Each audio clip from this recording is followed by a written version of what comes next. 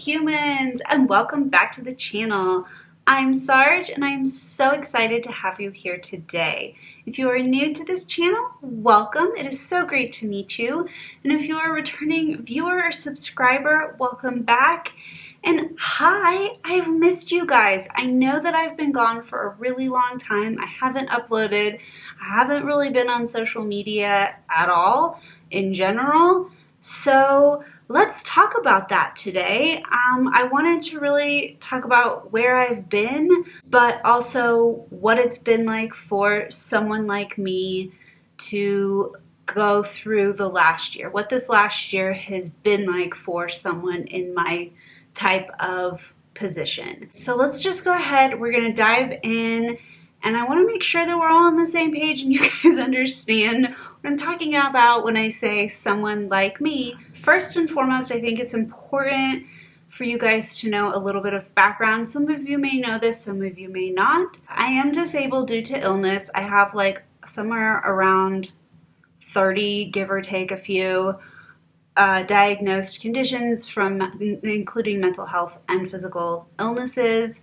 And they've really made this pandemic, this global health crisis, so much more challenging for me. And I want to talk about a few of the ones that have been the most significant regarding this global health crisis.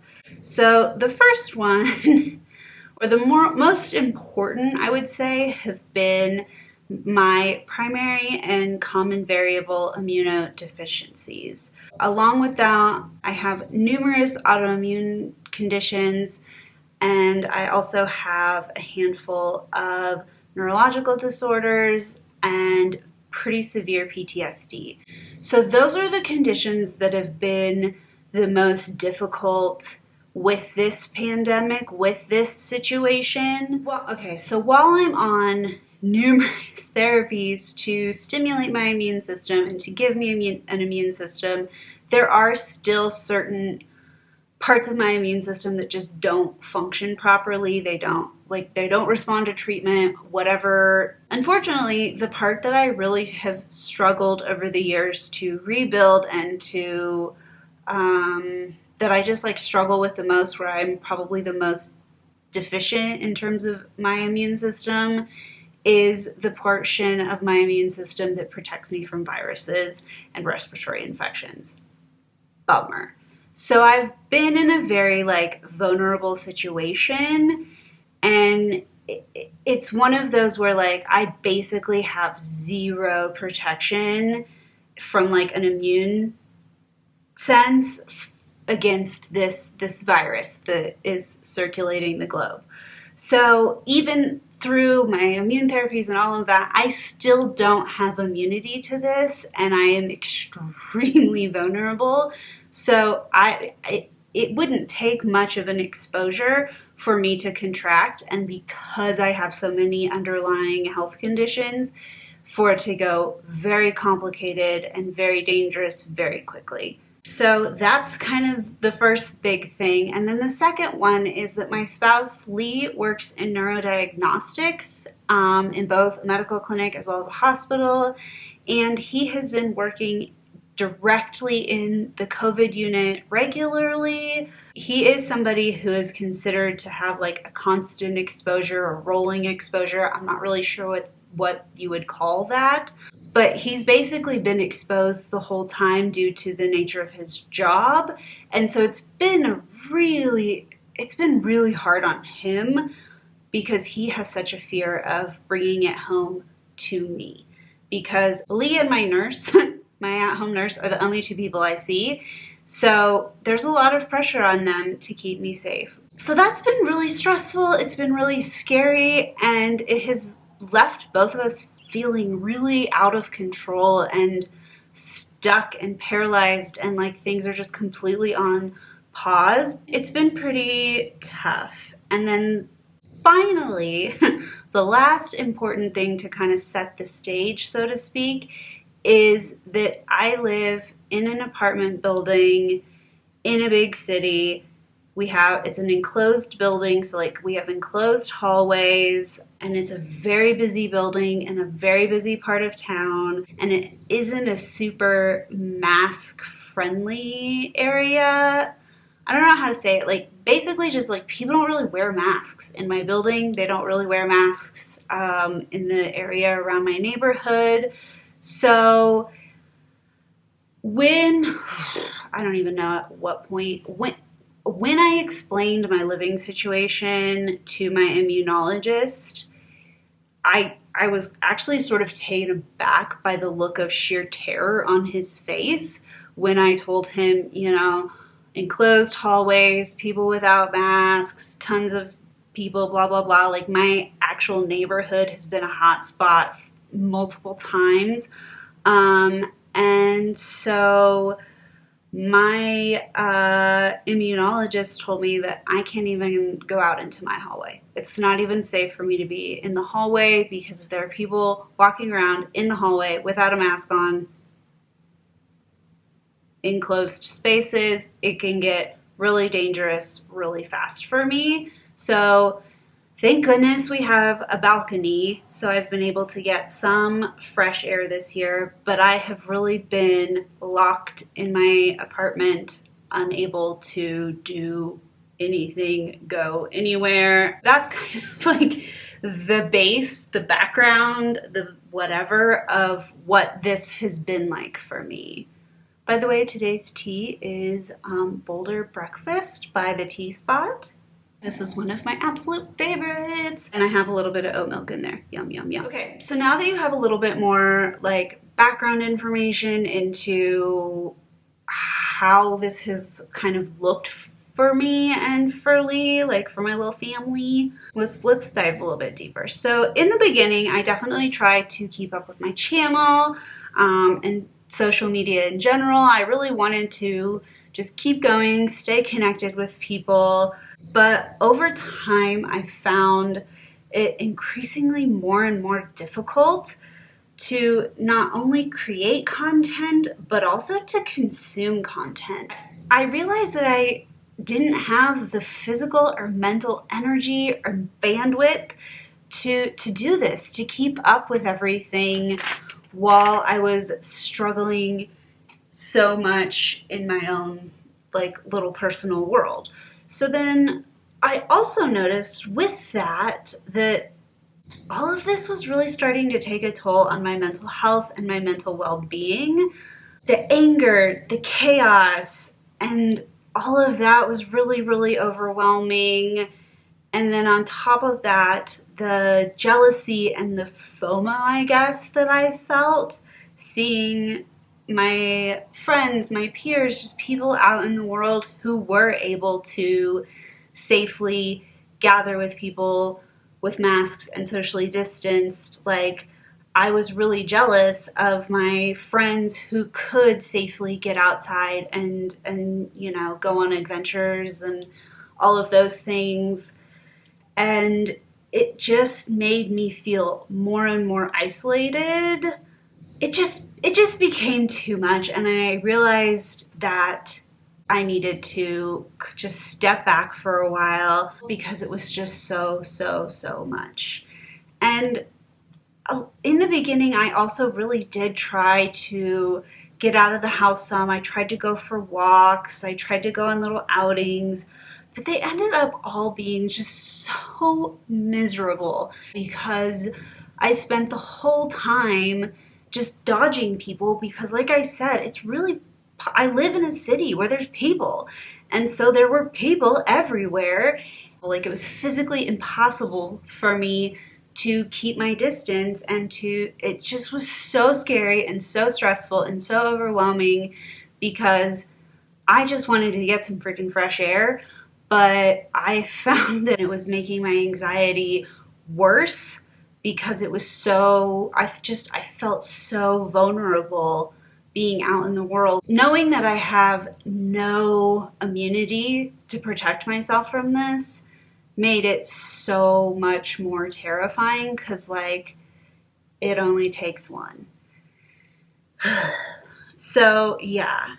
Eventually, I just kind of gave up after, I don't know, a handful. I've been out of the house less than 10 times in the last year, which I know that's the case for a lot of us, and I'm not trying to be like, I'm the world's biggest victim. I do want to make sure I recognize that I am extremely lucky that I've been able to isolate and that I have people to help support me and take care of me, but it's been really hard. So I really haven't even left, like I haven't been able to go for walks. I haven't been able to go outside. I haven't been able to go up to the mountains. I haven't been able to even go get my mail because my hallway is too dangerous. And it just wasn't worth it. So part of the like repercussions, I guess, of having to be so extremely careful has been that I have also lost a lot access to a lot of my support team and a lot of my coping skills. So in terms of my like not having access to my support team, I go to physical therapy like once a week, or when I'm doing well, maybe every other week, but generally like once a week, every other week. I go very regularly, and it is the single most helpful thing I have found for pain management. It is so important for me. And then I get a lot of other body work done, massage, so on and so forth. And those things really, really help me manage symptoms and pain, keep my nervous system calm. They help with a lot of my hypermobility issues, my pelvic floor issues, and so not having access to those resources just instantly caused my pain to go up. Like I knew what I needed, but I couldn't access it, and that was really hard. And within that, I also, by not being able to leave my house, I lost one of my biggest coping mechanisms, which is being in nature. I am a Colorado girl. I'm a native. I have Rocky Mountain runoff in my veins. I love being in nature. I love being outside. And oh my gosh, I just want to put my feet in some grass and like breathe in the fresh air. And I haven't been able to do that, and I know what an impact it's had on me. I can feel the impact that it has had on me to not be around nature, to not go outside, to not be able to go on walks, which is also a huge tool for me when it comes to managing pain, anxiety, so on and so forth. I was like overwhelmed by what was happening in the world at large. You all lived through 2020. You know what I'm talking about. And then I was, I lost so much of my support team and my support routines, and just, I felt, I've tried really hard to use the self-care tools that I have and that I know how to do for myself. And Lee's worked really hard to try to help me in whatever way he can. But it got to this point where I couldn't do it anymore. I was putting so much into trying to care for myself and to keep myself from going completely nutty and all of that. And it wasn't helping, it wasn't working, and I just kind of started to give up, I guess. I don't know if give up is the right word, but let's just use it. I lost my motivation. I lost my energy, and my self-care practices, my wellness practices, all of that just completely fell apart. And I went into total survival mode. And I have been in total survival mode for quite some time now. Within all of that, unsurprisingly, my physical and mental health started to really deteriorate. And managing my physical symptoms has become like, oh my gosh, I cannot even handle it. It's just so much pain. It is unbelievable, the level of pain. Basically, all of my conditions have been flaring in one way or another. And like, it's kind of one of those situations where with my body, when one thing goes, it creates this downward, this like snowball effect. Like when one thing goes, it all falls apart. Like a Jenga tower, it all just kind of came crashing down. So as a result of that, my daily level of pain has really increased. So I live with pain constantly. There's never a moment in my life where I'm not in some level of pain. That's just my truth. It is what it is. It's just a simple fact of my reality. Welcome to this body. But the daily level of just like basic pain has gone up significantly. And I feel like I am just playing symptom whack-a-mole, where I'm just constantly trying to manage symptom after symptom. And if I get one thing to calm down, then something else comes up. And so my physical health, it's just fallen apart. And in all honesty, it's actually the worst it's ever been in my entire life. And that includes the decade of me having zero answers, zero diagnoses, and zero support. Like, this is the worst my health has ever been. And that's been terrifying. It's so terrifying to watch my health fall apart. Along with managing all of my physical health, I have really struggled to manage my mental health, and I know that I am not alone in that. So I live with numerous mental health conditions, but the ones that have been really the hardest, I would say, would be my PTSD and like generalized trauma issues, as well as my anxiety. And I believe I have depression, but I've never been diagnosed with it, so I don't want to, I don't feel comfortable like saying for sure that I have been battling that because I don't have an official diagnosis.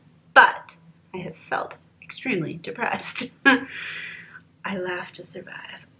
So my trauma history is really, really complicated. It's just been like this unrelenting chaos in my brain as everything has unfolded. And this reality and the situation that has been happening over the last year plus has been so triggering for some of my biggest trauma categories. I have multi-category PTSD, meaning like multiple traumas, but one of my biggest trauma categories is medical trauma and being in situations where my life is threatened, where I'm at risk of death, or I feel as if my life is threatened and I'm at risk of death. And then I have a lot of trauma of lack of control over keeping myself safe and lack of control over just my body. So as these traumas started being triggered, I was just having like flashback after flashback after flashback, and it was unrelenting, especially in the beginning. I don't even know that I have the words to describe how horrific and challenging it has really been for my mental health to be in this type of situation and to not be able to escape, to go for a walk and clear my head, to see my friends and feel normalized, like to have this extreme pain, this extreme level of isolation, and then all of these mental health things on top. It just became way too much. So yeah, as I like was planning this video out and kind of thinking through everything, and as I'm like talking through all of it, it's like, no wonder I've run out of energy. No wonder I haven't had the bandwidth to keep up with, you know, social media and to be making videos and to really have any energy to put towards anything other than survival. It's no surprise to me that I have gotten to a place where I just am out of energy, and because of that, I've really had to be so intentional and so mindful of how I use the limited usable time and the limited energy that I do have. It's been a battle to just get through each day. And I've really had to take this year one day at a time. I've had to just accept how far I've fallen, and that a lot of it is it's not really gonna get that much better until I'm able to access the resources that I need. I am in a place where I have fallen so far, I've shattered completely, and it's time to start rebuilding. Even though it's not over, I need to start taking steps to rebuild my life, to rebuild my health, because I can't keep going like this. I know that it's going to be extremely challenging. However, I have rebuilt before. This is not the first time that I have had to rebuild my body from the ground up, so I know that I can do it. This is definitely the furthest I've ever fallen, so it's going to be the hardest rebuild ever, but I know that I can do it. I just have to hold a lot of compassion for myself. It's just so complicated and so much right now, but I know that it'll be worth it. And I'm actually really excited to see where I go from here. And more importantly, I'm really excited to share this journey with all of you. So I decided to come back to social media and to YouTube and to really base it. It's kind of like I'm relaunching this channel, honestly, because it's been so long. But I've decided to come back because I want to share this journey with you all. I really want to share this journey with all of you. I want you to see what I'm doing, and I'm excited to reconnect with the world and to reconnect with all of you, and to just, let's do this, let's do this. Things are hard. I'm beat up, I'm broken, I'm damaged, but I'm gonna keep going, and I'm not gonna quit. And I'm just really excited to have you along for the ride. So I hope that y'all are interested in joining me on this journey of, one, rebuilding my life, but also we're not done. Like, we're still in this. And so I still have, I don't know how long to go before I have access to my supportive care, before I can go outside, before I can do these things. So I'm trying to really figure out how to support myself in a more complete, intentional way. Thank you so much for taking the time out of your day to watch this video and to hear what I have to say. It means so much to me, and I really, really appreciate it. I hope that you enjoyed this video. If you do want to be a part of my journey, please make sure that you subscribe and turn on the notification bell so that you know when I'm uploading. And if you liked this video and you want to show me a little bit of support, please give this video a thumbs up. It's a free way for you to help me. So, like, double win, can't complain.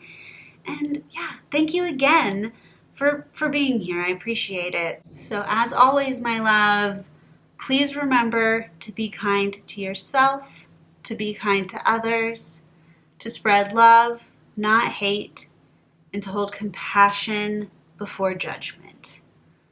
I hope that you all are staying safe and that you have the best possible rest of your day or night. I'm sending you endless love, and I look forward to seeing you again soon. Bye!